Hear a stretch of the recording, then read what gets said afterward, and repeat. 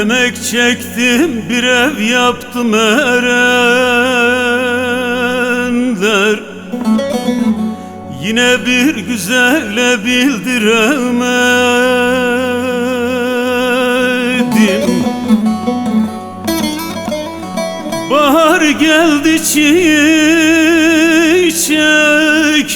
bitti, ot bitti. Toprak güldü, taşı güldüremedim. Toprak güldü, taşı güldüremedim. Bahar geldi, çiçek açtı, ot bitti. Toprak güldü, taşı güldüremedim.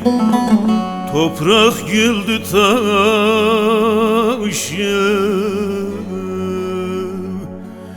güldüremedim.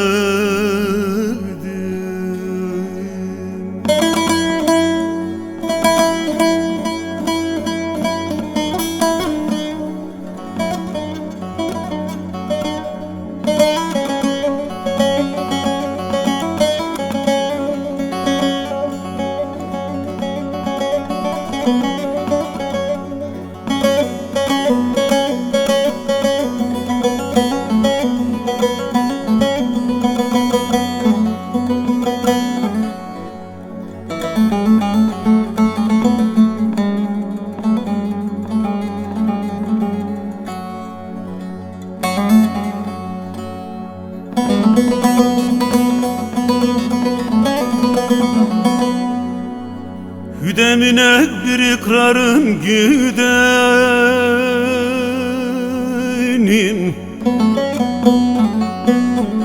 tüy yüzüne ikrarından dönenin.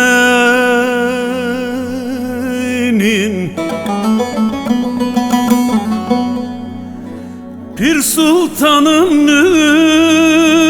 nafığın adamın, gönlünün pasını sildiremedim. Gönlünün kirini sildiremedim. Pir sultanım nafığın adamın, gönlünün kirini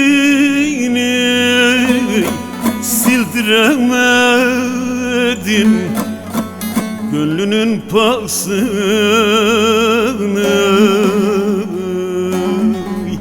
sildiremedim.